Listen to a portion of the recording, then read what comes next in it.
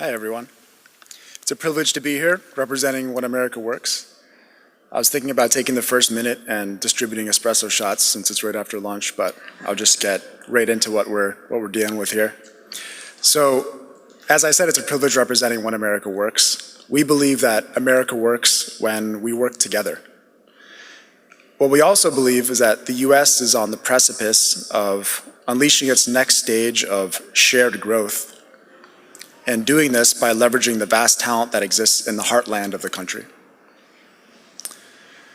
So what we believe is the first step in unleashing this potential is connecting the high-growth tech companies that are mainly on the coasts with the talent and the resources that exist across the middle of the country. So we're all familiar with the central role that the Heartlands played in America's economic development and story. From the agricultural, stage in which we were mainly on the coast in the beginning, and then we tamed the wilderness and connected the Midwest with the coast and became the breadbasket for the world, to the industrial stage in which entrepreneurs across the middle of the country started companies and leverage technology to build world-class firms, Fortune 500 companies in every city. And at this initial stage of what we'll call the information economy, a lot of the integration that has been the theme of America's development in the past has not yet happened. So we're at a stage right now in which we see pure potential and opportunity to really connect these two engines of growth to form the next phase. And our commitment is to bring every city in America into the playbook of Silicon Valley companies. So what that means is informing Silicon Valley companies of the opportunities that exist in all these unique places that have their own unique strengths and their own history that has got them to where they are in their economic development. So when we looked at this issue, there are a couple of things that we thought as the first steps. Obviously, most important is, what do these companies that are expanding and putting jobs around the country, what do they care about most? And we spoke with 4 dozen companies, we spoke with economic development agencies, we were involved with some of the Amazon groups on the city level, and after doing all of this research and reflection, what we've came down to is these 4 key criteria that every company will consider when they're expanding to another city. So the first one, most obvious, is talent. Second is cost, quality of life, and connection. So talent's pretty self-explanatory. How many university graduates, what's the education attainment rate in the city? But it also includes things like, what are the other companies in the city? What industries are they involved in? Are they potential partners? Could we leverage their workforce for what we're doing? So talent is what we've seen one of the biggest and most obvious pieces of this puzzle. Cost is something that everyone knows about, whether it is commercial real estate, office space, taxes, all of those things are a huge part of any package that a company would consider. Quality of life is a bit more broad. So when we talk to companies about quality of life, sure, it's managers moving to that city, and can they buy a house? Are there schools for their kids? But it's also things like, what does the city mean to the company? So if a company opens an office in your city, what does it actually mean for their brand? What does it mean for their clients? Do they connect to it? Does it create value for the brand? And that's all under the quality of life heading that we have here. And then connection. So, are there direct flights to places like San Francisco or San Jose, New York, Boston?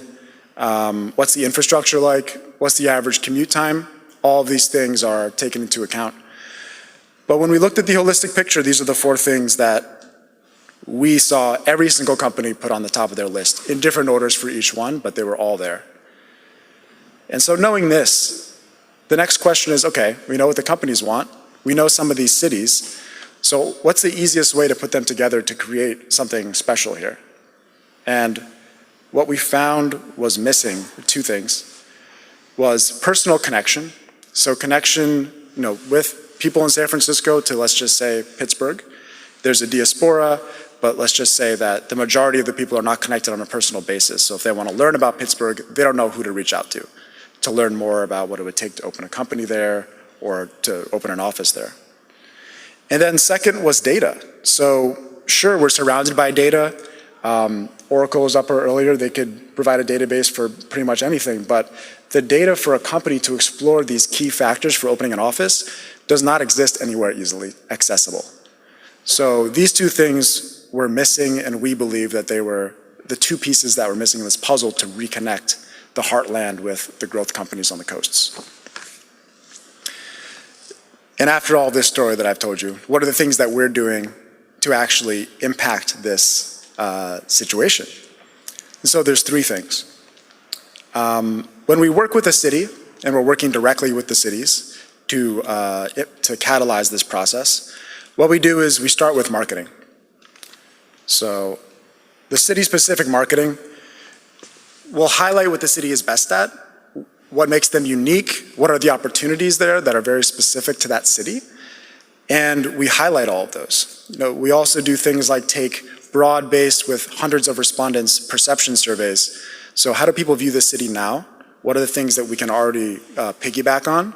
And then where are the places that we can counter the narrative with facts and pictures, because perhaps the perception is outdated and it's not based on the reality on the ground.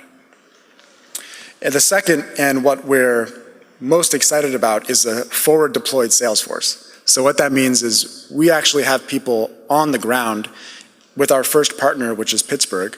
We have people on the ground whose job is to represent Pittsburgh on a daily basis in the venture capital community, in the tech community, at the events, and just explain what the opportunity is with Pittsburgh, right? Like give them the basic information about what exists there, what's possible, what are the costs, and how they could do it. So the forward deployed sales force is number two. And then number three is what I mentioned with data. So this is from an open source MIT data lab, but we're actually building our own data tool, which is going to be available in the next 3 months. And essentially what it will allow you to do, and this is a very good illustration of it, is to compare any region head to head across whichever of the 4 criteria you care about most, or all of them. You can provide a score. So if you want to look at the average office rent across the United States, you can pull it up and have them all ranked. And if you want to have that on a matrix versus the average STEM talents per capita, you can have that on there too, and you can have a heat map. So data is that third piece of that puzzle, which brings together our strategy for working with cities and allowing them to connect directly with the companies that are the potential to put the jobs there on the ground. So as I mentioned, Pittsburgh's our first partner. I am running out of time, but I do want to run you through quickly some of the things we did for Pittsburgh, just so you can get an idea.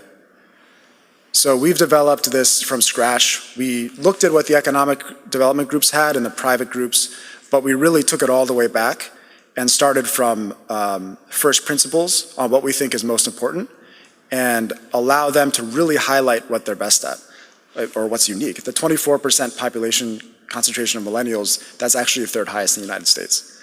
So you can see all this incredible data and design that we put into it to really show companies what is unique about Pittsburgh and what would be the value for them to open an office there.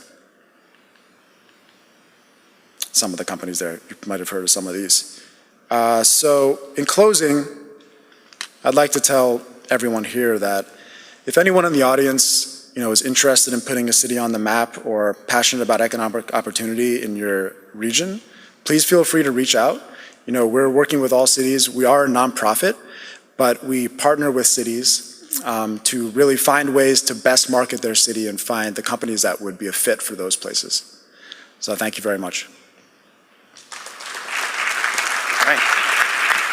Well, thanks, James.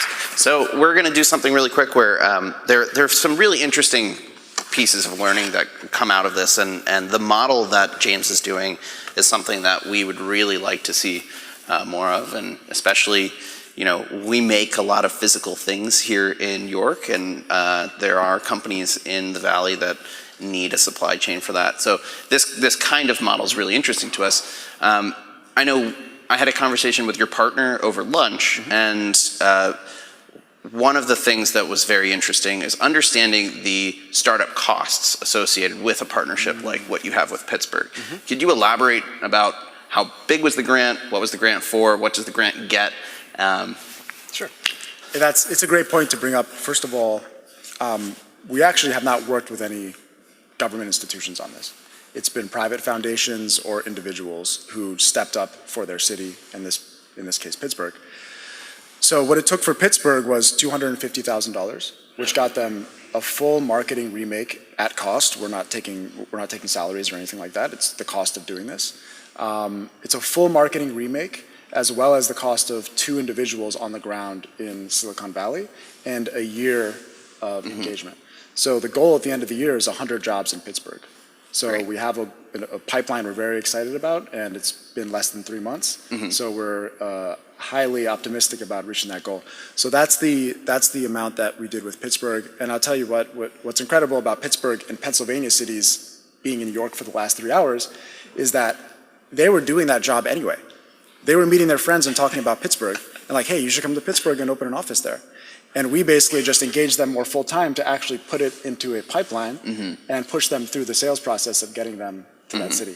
Yeah, and as I'm sure many of the Pennsylvania folks in here know, or if you're from elsewhere and know a Pennsylvanian, we'd like to talk about our home state quite a bit, and we'll give you all sorts of weird facts about, York being the first capital. Is it really? We like to say so, or any of that stuff. World War II, we produced 1/3 of all the war material during that time period. So yeah, it's engaging what a lot of people already do. That's a very powerful concept with this. And there's a huge diaspora from a lot of these communities that we're focused on in this conference. Absolutely. So really appreciate it. Thank you very much, James. Appreciate it. Thanks very much.